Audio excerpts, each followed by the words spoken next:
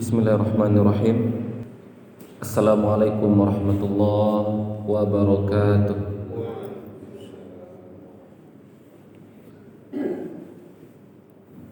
Alhamdulillahi wa kafa, wassalatu wassalamu ala nabil mustafa.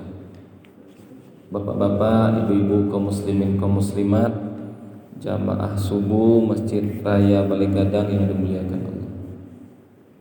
Alhamdulillah, kembali kita sama-sama bersyukur kepada Allah atas segala nikmat yang Allah berikan. Alhamdulillah, sampai pagi hari kini, sampai subuh kini, Allah berikan kepada kita nikmat kesehatan dan nikmat ketaatan. Nikmat kesehatan dan nikmat ketaatan di antara nikmat yang paling berharga yang Allah berikan kepada kita. Salawat dan salam kita sama-sama berdoa kepada Allah, mudah-mudahan disampaikan kepada teladan kita Rasulullah Muhammad sallallahu alaihi wasallam. Mudah-mudahan nanti di akhirat kita mendapatkan syafaat dari Nabi sallallahu alaihi wasallam. Amin amin ya rabbal alamin. Bapak Ibu kaum muslimin kaum muslimat yang dimuliakan Allah, insyaallah itu adalah pertemuan kita yang kedua dalam mempelajari dan mentadaburi surah Yusuf.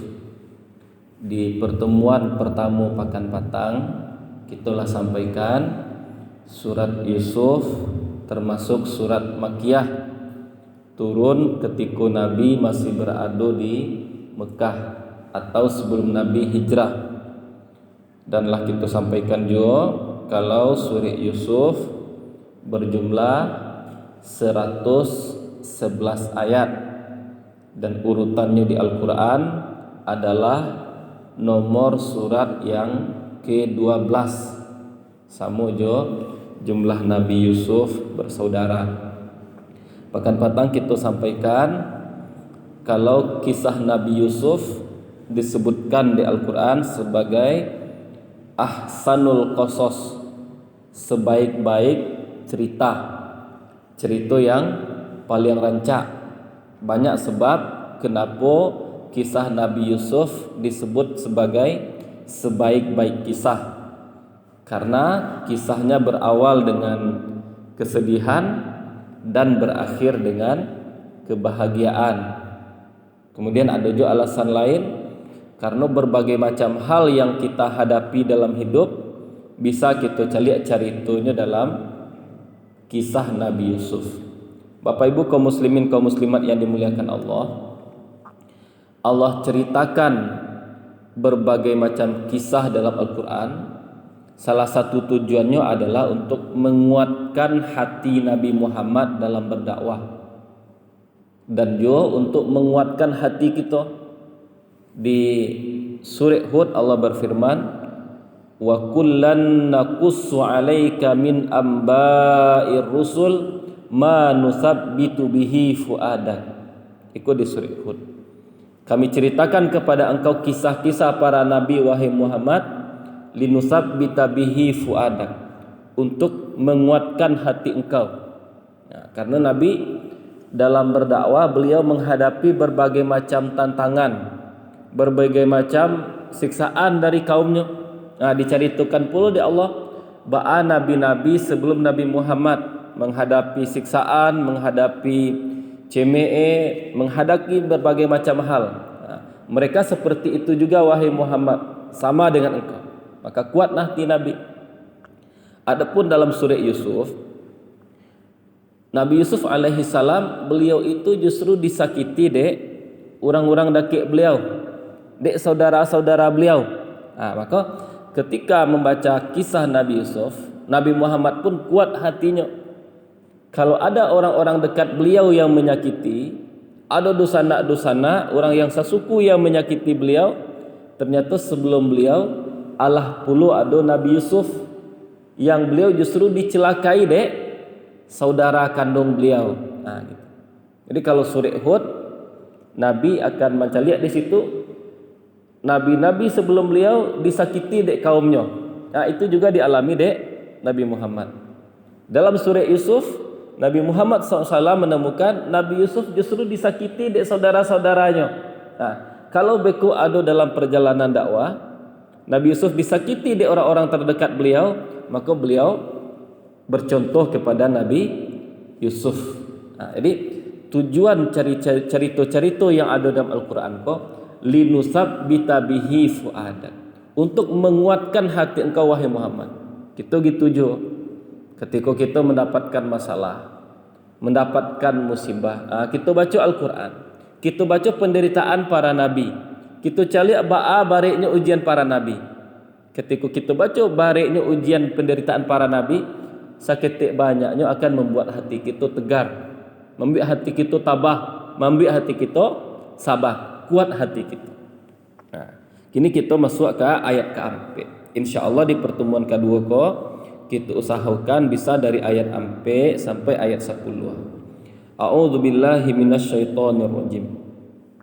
Il qala Yusufu li abihi ya abati inni ra'aitu ahada asyara kaukaba wasyamsa wal qamara ra'aituhum li sajidin.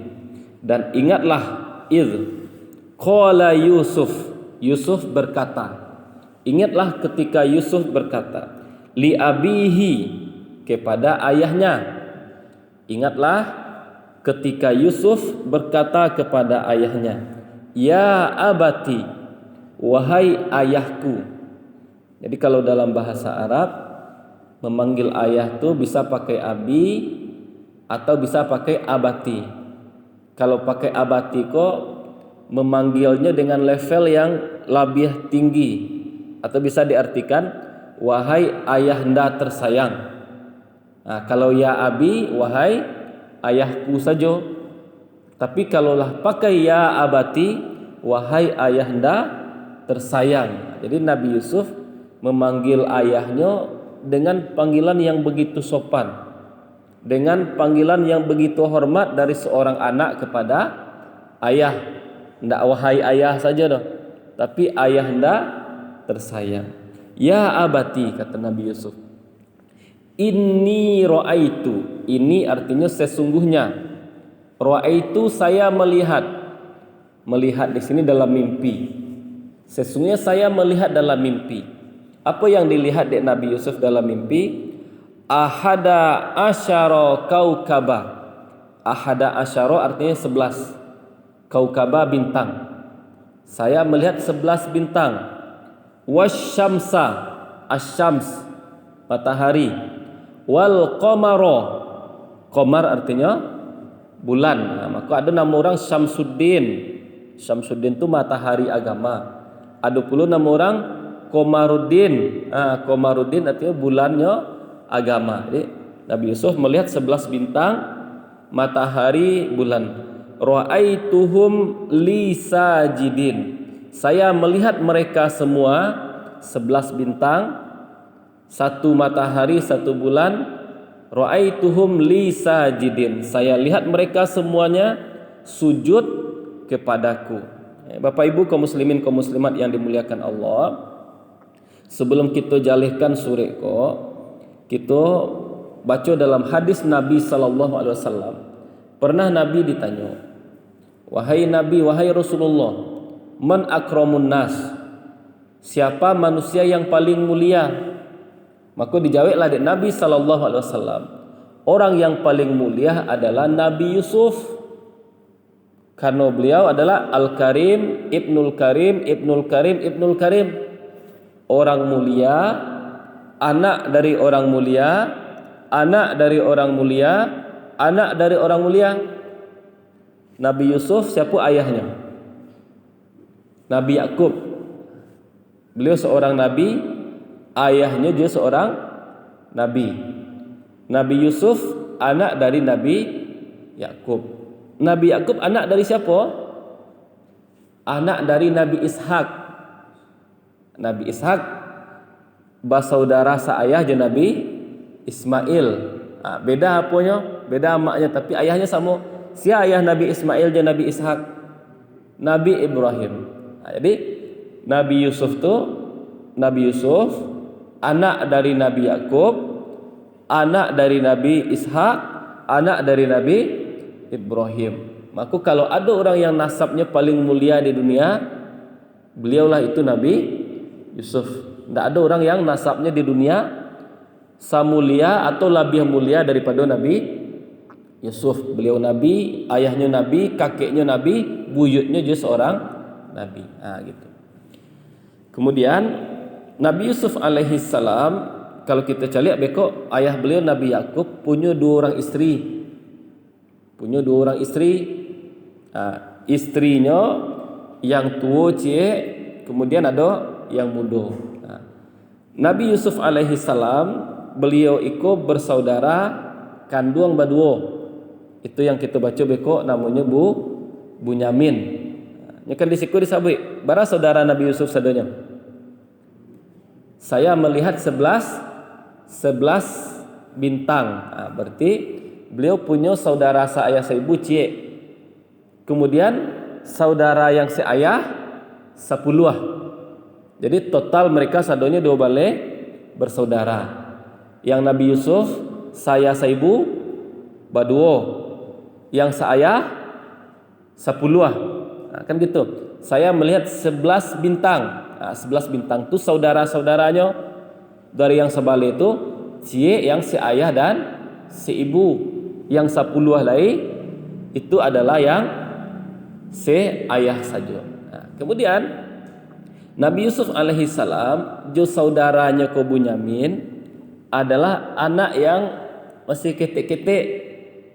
Karena terlambat lainnya meskipun ini capek menikah je, Nabi Yakub capek menikah je ibu Nabi Yusuf, tapi lama dapat anak. Sementara dari istri yang cek lain capek dapat anak, banyak anak lah 10. Kemudian bekok baru lahir Nabi Yusuf, baru lahir Bunyamin. Jadi urutannya tu 1 sampai 10 itu saudara seibunya. Nabi Yusuf nomor 11. Nabi Yusuf punya adik cek lain nomor 2 balik. Jadi paling ketek. Jadi bekok Nabi Yusuf, kita cari kan bekok saudara-saudaranya protes. Ayah awak lebih sayang kepada Yusuf. Sabuknya adalah Yusuf dan Bunyamin kau memang lebih ketek daripada abang-abangnya. Pernah seorang ibu ditanya orang, wahai ibu, siapakah anak engkau yang engkau paling cintai? Jawab ibu itu sederhana saja. Anak ambo yang ambo paling cintai adalah as-saghir hattal kabir. Yang ketek sampainya gadang. Jadi yang ambo cinta adalah yang paling ketek. Kalau ada anak-anak yang gadang-gadang, yang dicintai itu yang ketek sampai anak ke bekok gadang. Kemudian keciknya al-marid yang sakit sampainya sembuh. Kemudian cik lain yang jauh atau yang ndak ada kini sampainya datang. Itu yang ambo cintai kecik. Kan biasa gitu seorang ibu. Yang dicintai itu yang ketek sampai yang gadang. Yang dicintai itu kalau ada yang sehat, ada yang sakit, pasti yang disayang bekok yang sakit. Kalau ada yang ditampe, ada yang tidak ditampe. Yang akan disayang itu yang akan dikana, yang akan diingit tadi adalah yang jauh sampai bekok inyo tiba. Begitu pula yang diperlakukan oleh Nabi Yakub kepada Nabi Yusuf. Nabi Yusuf dicintai oleh ayahnya karena masih ketek-ketek. Balambia sayang. Orang tua kan gitu rata-rata. Ada anak ketek bagaluik je anak yang gadang. Meskipun kadang yang gadang bana bekok yang salah, yang gadangnya itu yang acuk. Yang ketek yang salah, yang dibanan tetap yang ketek acuk itu. Akak bago, abang baagi ko mengalahlah ka dia. Padahal sebenarnya yang salah tadi dia. Gitu Nabi Yusuf. Biar nampak dek kita sabale bintang, matahari, jo bulan. Sabaleh bintangku adalah saudara-saudara Nabi Yusuf, matahariku adalah ayah beliau, dan bulanku adalah ibu beliau. Bekok takwil mimpinya bekok kita celek di akhir-akhir dari kisah Nabi Yusuf alaihissalam. Bapak Ibu kaum muslimin kaum muslimat yang dimuliakan oleh Allah, ayat ampe ko berarti baca itu tentang mimpi. Baca itu tentang mimpi. Ambo raso ndak ada di antara kita di Sikoko yang ndak pernah bermimpi. Artinya pasti pernah bermimpi sadanya. Cuma ambo patang ketika mengajar di sekolah ditanya dek anak-anak, Ustaz, Kalau orang butuh bermimpi ya yang nampak dia Ustaz. Jadi tanya petang, Ustaz, kalau awak kau yang mencaliak bermimpi, kalian nampak dia Ustaz. Tapi kalau orang butuh bermimpi bahasa, lihat orang butuh bermimpi Ustaz. Kalau lain yang nampak dia. Dia perlu awak tanya ke orang butuh Ustaz. Dia apa ibu tanya orang butuh apa tak tahu pun belum tahu lah. Anak-anak tu dosen tak fikir dia. Orang butuh bermimpi. Nampak dia di mimpi kita. Di alam nyata saya tak nampaknya. Boleh dia ikut di mimpi sedang lalu. Bekok mungkin kalau ada kita kenal je orang butuh awak tanya le adanya mimpi ta. Kalau mimpi ayah nampak ya. Dia yang jelas ikut Nabi Yusuf bermimpi. Dan kasado orang pasti ada bermimpi. Cuman bekok dalam hadis kan disebut mimpi itu ada 3 macam. Mimpi yang berasal dari Allah, kemudian mimpi yang berasal dari setan, kemudian mimpi yang kita lihat dalam lalu karena sesuatu yang kita pikiran dari siang sampai menjelang lalu tabok mimpi. Kan gitu. Jadi itu saya mimpi 3-nya. Mimpi yang berasal dari Allah tu mimpi elok. Sanang awak jago lalu. Kemudian mimpi yang berasal dari setan, mimpi yang menyedihkan awak, tak jago awak ibu siati awak. Kemudian cik lain, mimpi yang kita fikirkan dari siang. Kita fikir kalau orang yang kerajo, fikir kerajo. Banyak kerajo menumpuk sampai lalu tak fikir kerajo tu. Akhirnya tak bau lalu gitu. Ada mimpi dari Allah, ada mimpi dari setan. Bekok ada lo agama Islam ke hebatnya seperti kok. Kita bermimpi dan yang kita lihat dalam mimpi itu adalah sesuatu yang indah elok, disunahkan, dianjurkan oleh Nabi, tidak usah diceritakan kepada orang. Perlu dong. Kalau mimpinya mimpi buruk, tidak perlu disabik ke orang, tidak usah diceritakan ke orang.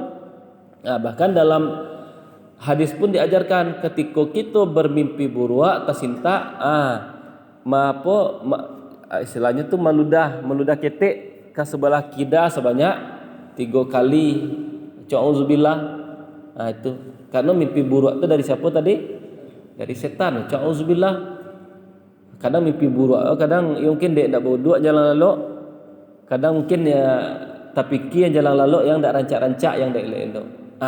Adapun mimpi yang elok itu adalah mimpi yang berasal dari Allah. Misalnya kita bersobok jo orang-orang soleh. Orang soleh itu ketika kita bermimpi bersobok, dia agiannya ada sehat. Taatlah atau atau kita bersobok je orang yang lama meninggal dunia, dan ketika hidupnya orang soleh, bersobok wajahnya, bajunya rancak, mungkunya rancak. Itu mimpi dari Allah. Itu banyak ulama-ulama zaman dahulu bersobok. Ada seseorang ijo bersobok jo seseorang dalam mimpi. Seseorang ko masih hidup. Nampak dek orang ko masuk surga. Ketika ditanya, bisa masuk surga? Disabitnya cerita seketik saja. Dek karena sehelai baju. Di mimpi bersobok jo seorang soleh, orang soleh ko masuk surga. Ditanya dek orang yang mimpi, kenapa engkau masuk surga? Dijawabnya, karena sehelai baju. Tasintanya dicarinya orang soleh yang dilihatnya tadilah masuk surga. Dicarinya bersoboknya, saya bermimpi melihat engkau masuk surga. Ketika saya tanya, kamu katakan karena sehelai baju. Cerita yang sehelai baju tu kecil orang yang mimpi. Diceritakanlah de orang yang dalam mimpi ku masuk surga. Sehelai baju ku ceritanya. Suatu hari, suatu malam lapis sembahyang Isya di Baghdad. Hari dingin bana. Ambu keluar dari masjid. Ketika ambu keluar dari masjid, nampak dia ambu orang tak pakai baju, kedinginan. Mencari orang kedinginan, musim dingin tak pakai baju, ambu langsung ambu buka baju ambu. Baju ambu agian kenyo supaya nyo tak kedinginan. Ambu pulang ke rumah dalam keadaan kedinginan. Karena baju tadi ambu sedekahkan kepada orang yang tak pakai baju.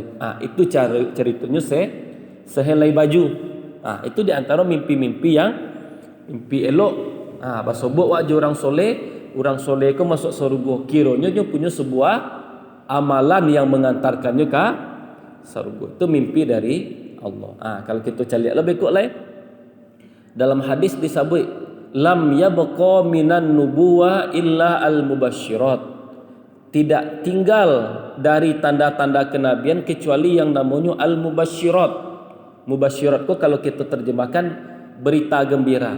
Ditanya oleh sahabat kepada Nabi, apa itu mubasyirat wahai Nabi? Mubasyirat itu kecil Nabi adalah sesuatu yang dilihat oleh orang soleh dalam mimpi atau diperlihatkan kepada dia.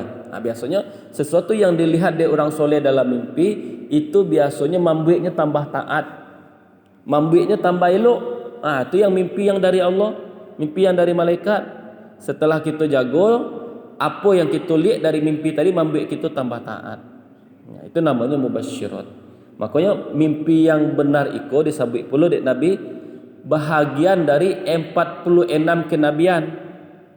Karena kita cari bekok Nabi Muhammad sallallahu alaihi wasallam, wahyu pertama turun kepada beliau, nampak beliau seperti sesuatu yang dilihat dalam mimpi, ru'ya solihah.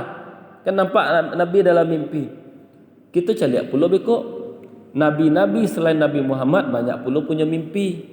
Barusan kita hari raya Idul Adha, kita membaca di situ kisah Nabi Ibrahim yang dalam mimpi beliau melihat diperintahkan di Allah untuk inni ara fil manami anni azbahuka, wahai ananda, keciknya kepada Nabi Ismail. Dalam mimpi ayah diperlihatkan ayah menyembelih engkau, bagaimana pendapat engkau gitu.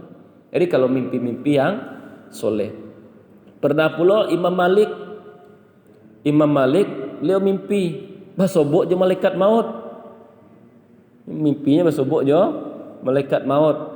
Ditanya dek Imam Malik, wahai malaikat, baralai lamu muambo.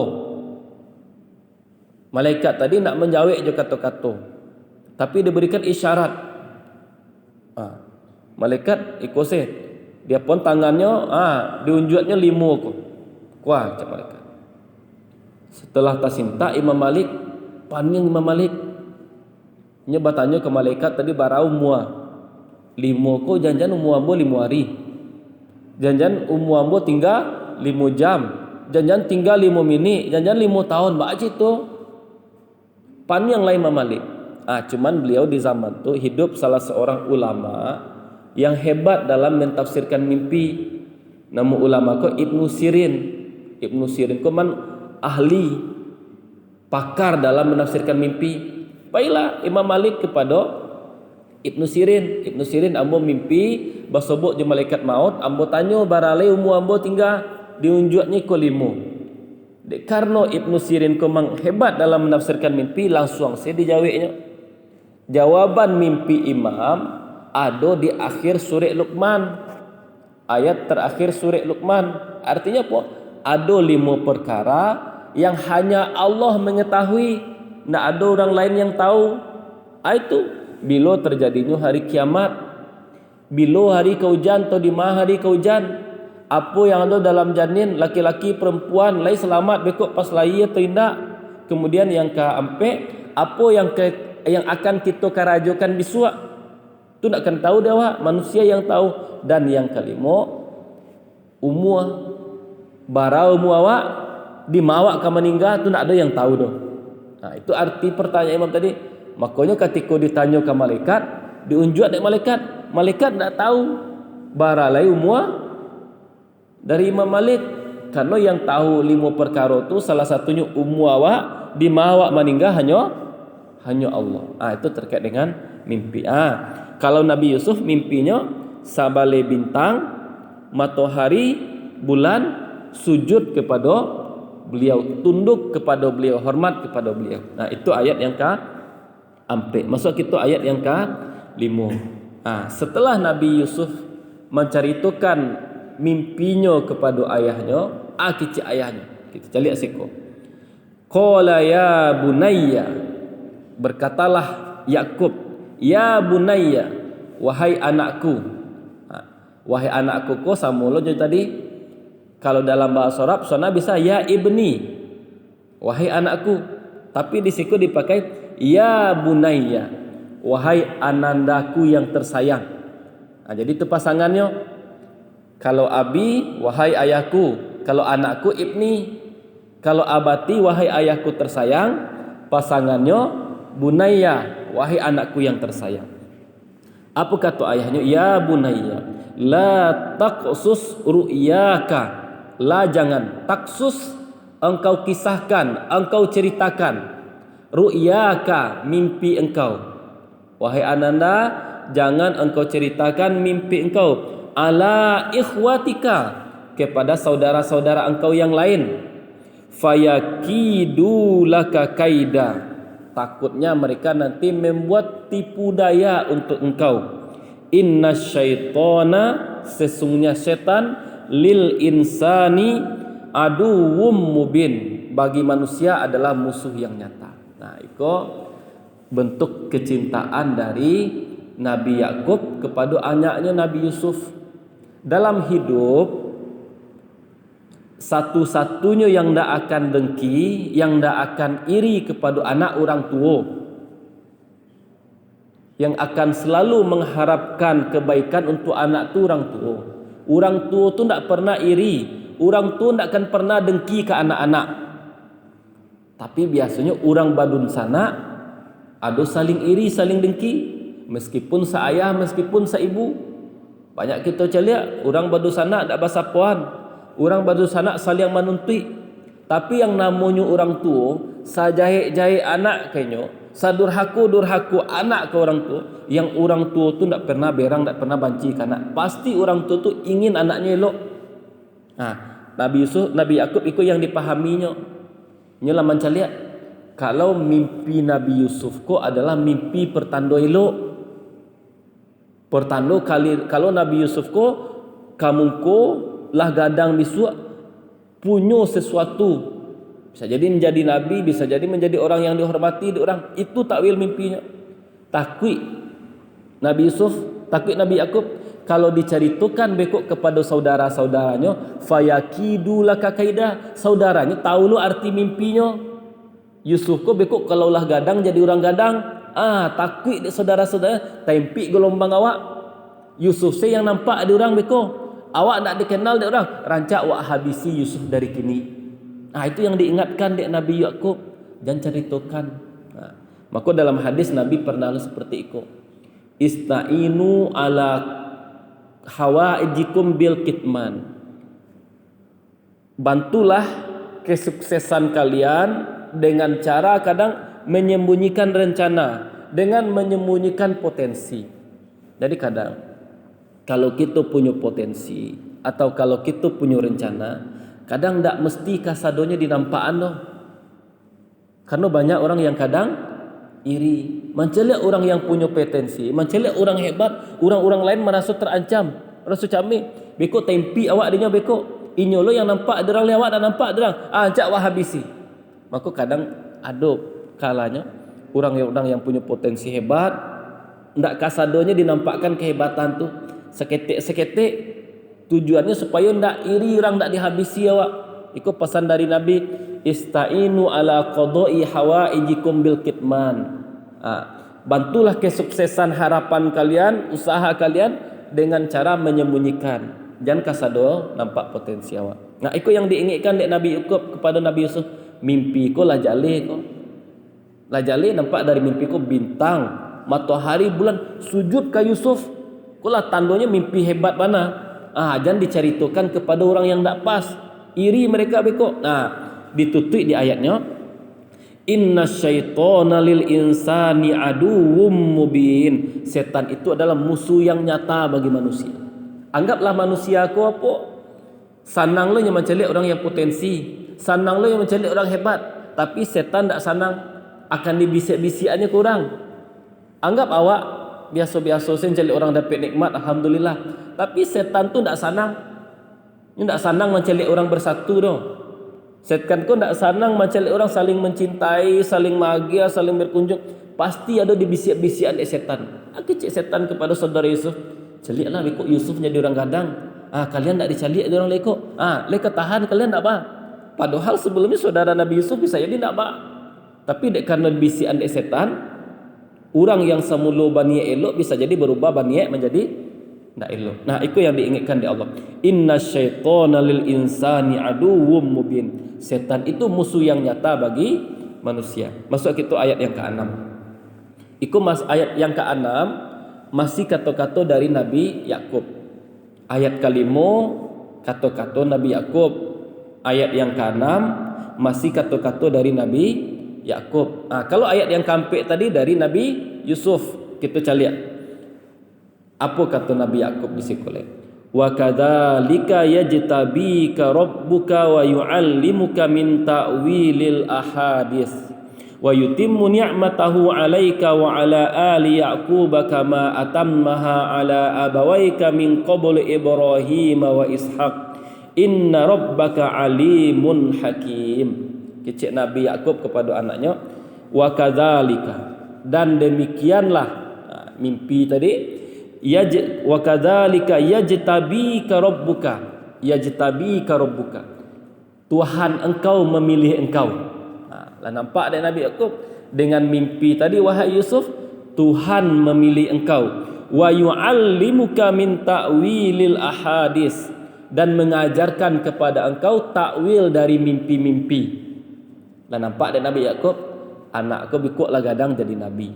Kemudian Allah akan mengajarkan kepada anaknya, kepada Nabi Yusuf, cara mentakwil mimpi. Kenapa ada kita bekok ketika raja bermimpi ditakwil dek Nabi Yusuf, dek Nabi Yakub lah nampak dari ketek. Lah gadang bekok Yusuf jadi mimpi. Lah gadang bekok Yusuf akan pandai mentakwilkan mimpi. Wa yutimmu ni'matahu 'alaika wa 'ala ali Yaqub, dan dia menyempurnakan nikmatnya untuk engkau dan kepada keluarga Yakub. Itu yang disampaikan oleh Nabi Yakub.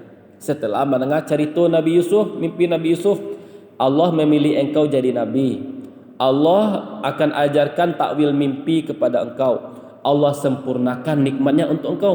Kama atammaha ala abawaika min qablu Ibrahim wa Ishaq. Sebagaimana sebelumnya Tuhan engkau menyempurnakan nikmatnya untuk dua ayah engkau.